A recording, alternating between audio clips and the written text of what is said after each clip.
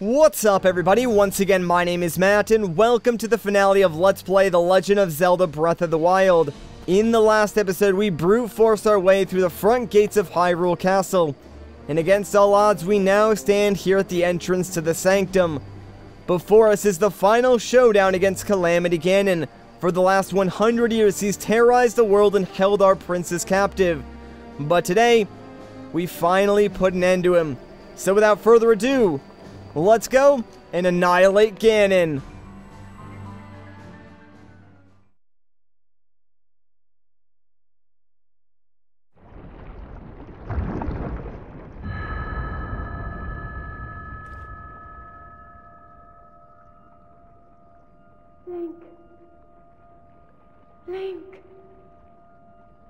Link. I'm sorry, but my power isn't strong enough. I can't hold it.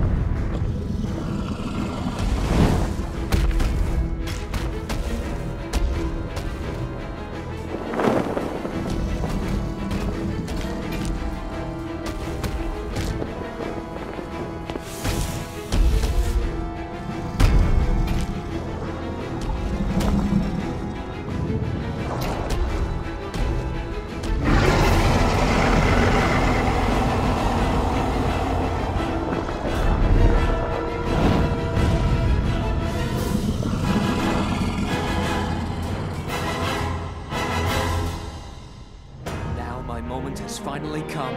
Brace yourself, Ganon, for the sting of my revenge!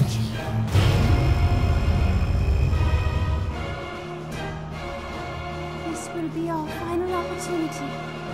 We will not fail.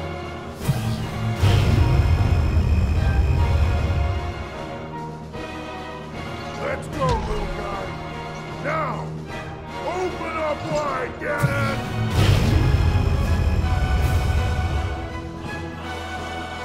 100 years in the making. Hold on, princess. Our moment has arrived.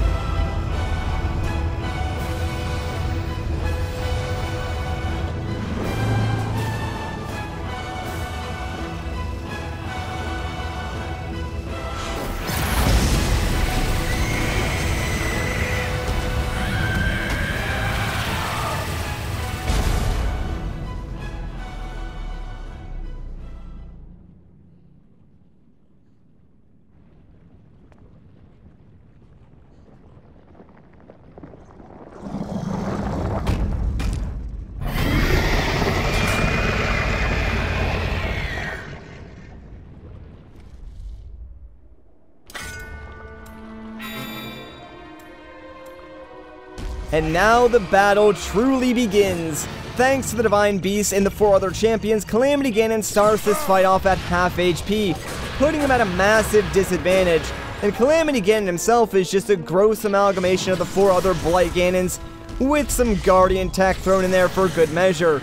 He's fast, quick, and a little bit dangerous, but I will say this, he's way more bark than bite. A good tip for this first phase would be to stay back and use your bow as much as possible.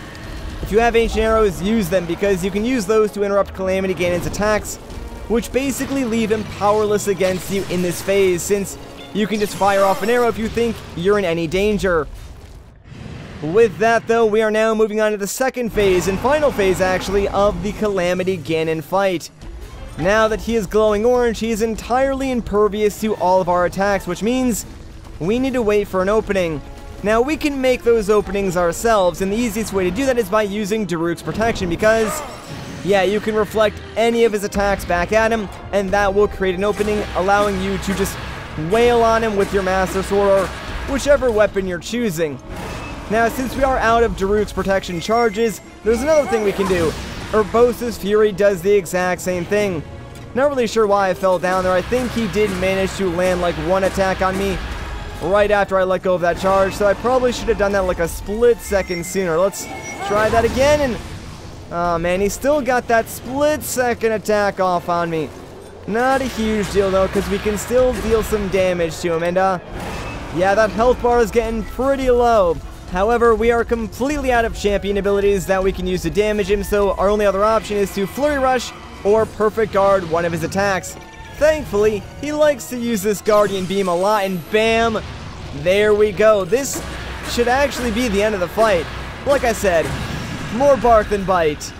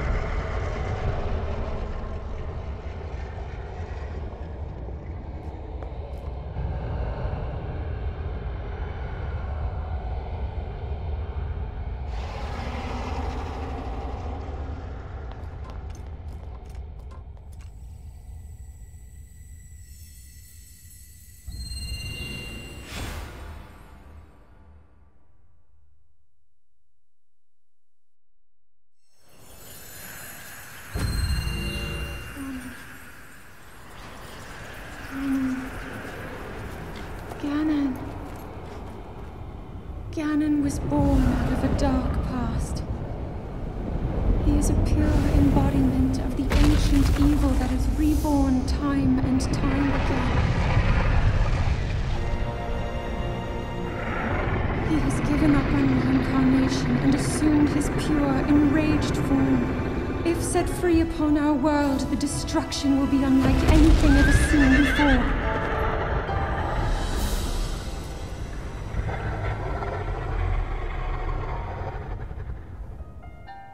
I entrust you with the bow of light, a powerful weapon in the face of evil. Link, you may not yet be at a point where you have fully recovered your power, or all of your memories. But courage need not be remembered, for it is never forgotten. That is honestly one of the best quotes in the entire game. With that though, we got the Bow of Light. Princess Zelda gave you this bow and arrow for the battle with Dark Beast Ganon. When wielded by the hero, it fires arrows of pure light strong enough to oppose the Calamity. Alright, so now that we got this, of course, very quickly, we better equip this thing, because I'm pretty sure we still have our Lionel bow on, so let's do that. Energy covering Ganon's body is called malice. None of your attacks will get through as he now is. I will hold the malice back as much as I can, but my power is waning.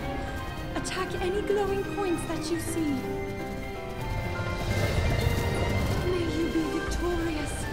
Okay, so yeah, Zelda will talk to you during this battle. It's kind of hard to hear her though, like, trust me, I did no editing on the audio there.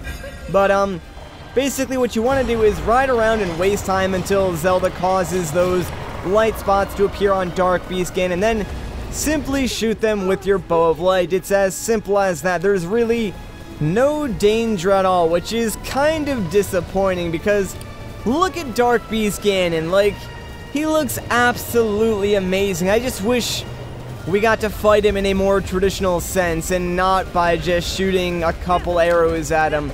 That's really all there is to this fight, which is kind of a shame because, The one thing that I like the most about Breath of the Wild is that it takes chances and changes the Zelda formula. But this final boss feels like something that's straight out of traditional Zelda, and for me, it's kind of a sour point because it's just overall a weak final boss fight. Like, some of the other bosses that we fought before are harder than Calamity Ganon and Dark Beast Ganon combined, so I just really feel like this was sort of a letdown, honestly. Alright, so I believe there's only one more glowing spot of light that we need to hit, which should appear on his underbelly, so yeah, we just have to like waste time until that does appear. As long as you don't stand in front of Calamity Ganon, you're fine. There is no other way that like you can take damage in this fight unless you either run into Calamity Ganon or get hit with like his face laser that he shoots out. But with that last body shot, there's only one more arrow that we need to let fly, and this one's directly at the core of Dark Beast Ganon himself. So let's go directly in front of him and keep an eye at his head, because you'll see the weak point in just a moment or two. Yeah, it's pretty obvious as to where it is. However, just wait till the eye appears, jump off Epona, and let loose.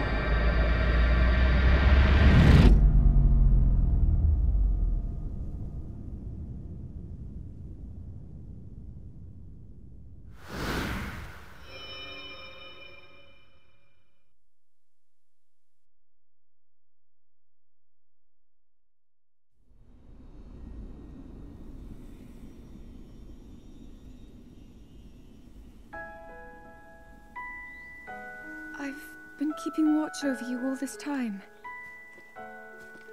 I've witnessed your struggles to return to us, as well as your trials in battle. I always thought, no, I always believed that you would find a way to defeat Ganon. I never lost faith in you over these many years. Thank you, Link. The hero of Hyrule. May I ask, do you really remember me?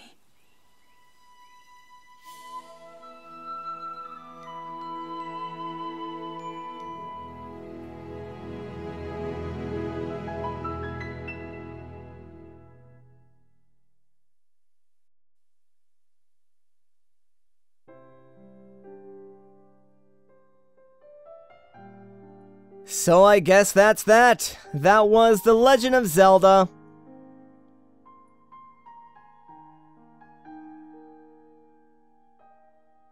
Breath of the Wild.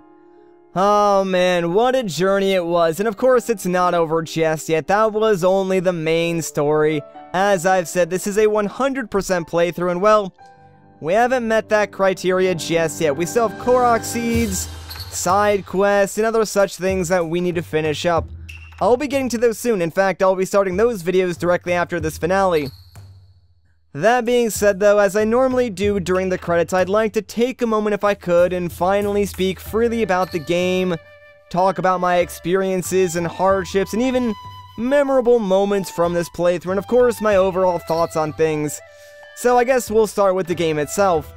I've been waiting a very long time to talk about this game in full, and I'll start by saying this. Breath of the Wild is my favorite Zelda game, hands down.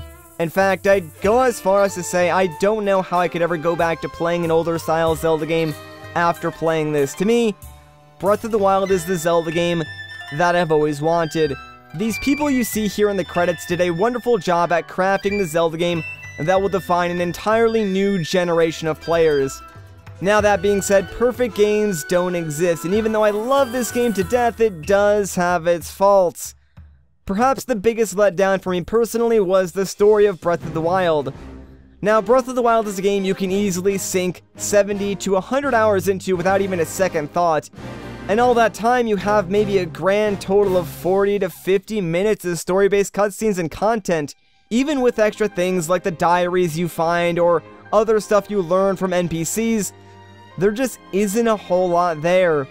The last 3D Zelda game was Skyward Sword, and I don't think anyone will disagree that Skyward Sword was the highest point in the Zelda series in terms of story, so I have to say I had high expectations for Breath of the Wild coming into it, and the way they marketed the game made it seem like so much more.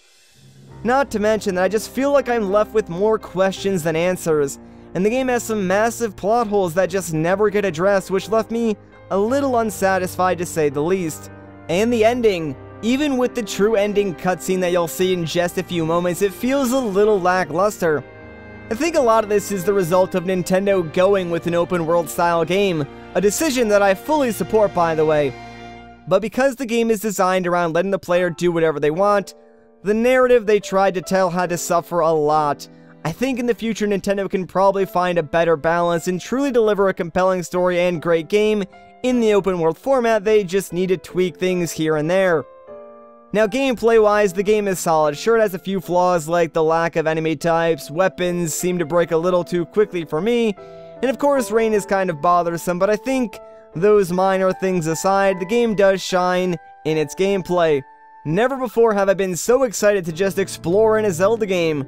Now I do understand shrines are hit and miss for some people. I personally have no issue with them.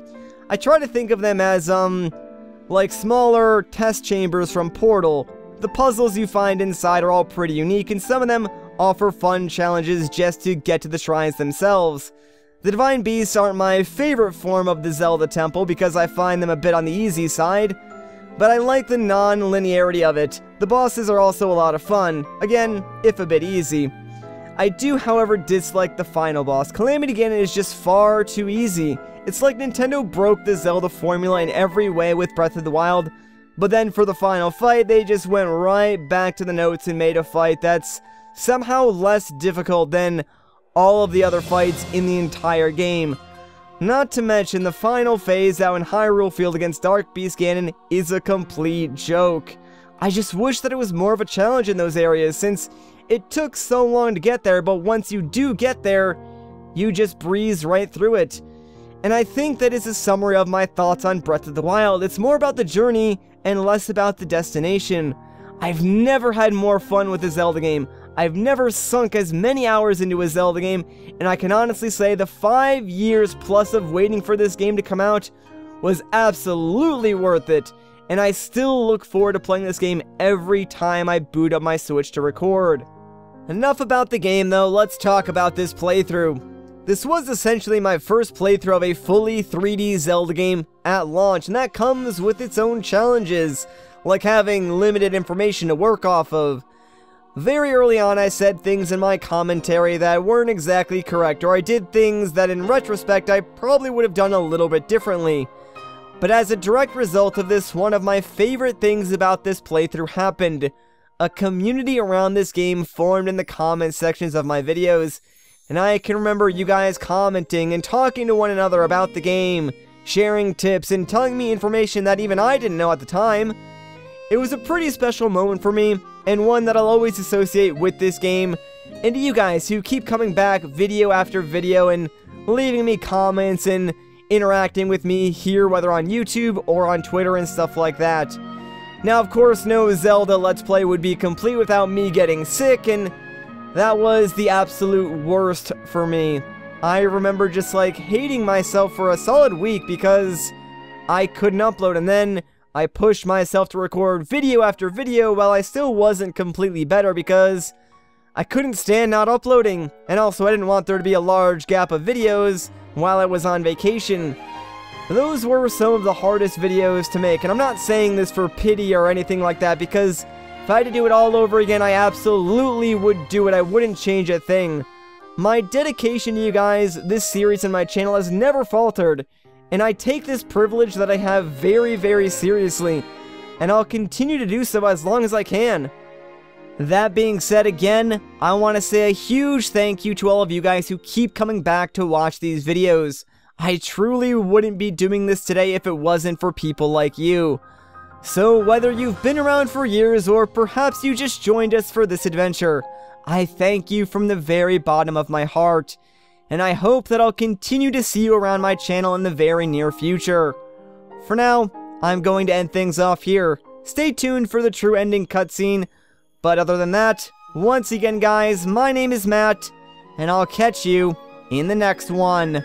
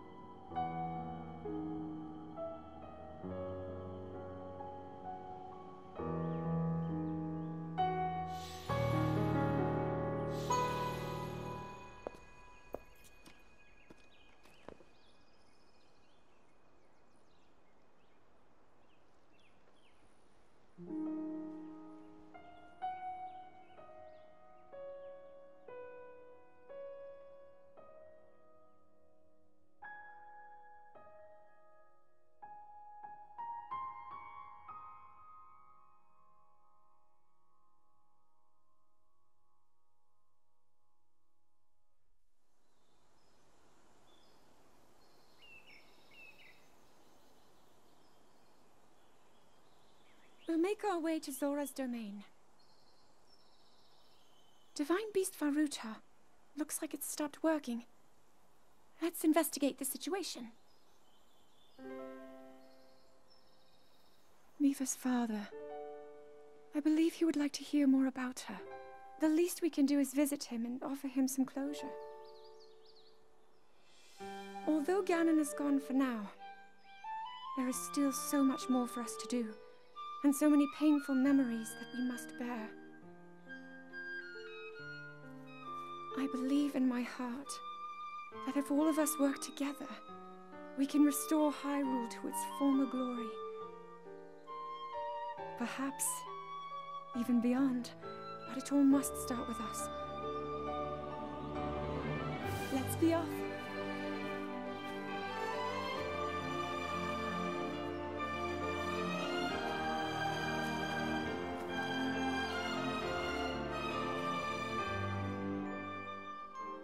I can no longer hear the voice inside the sword. I suppose it would make sense if my power had dwindled over the past 100 years.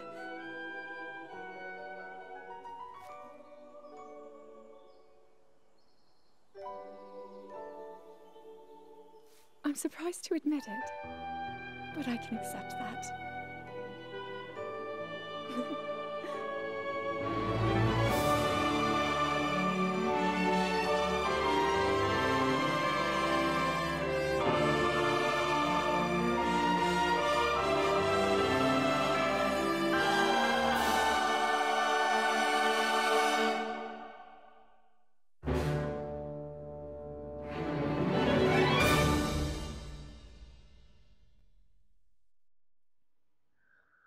Additional funding for this playthrough was provided in part by supporters on Patreon.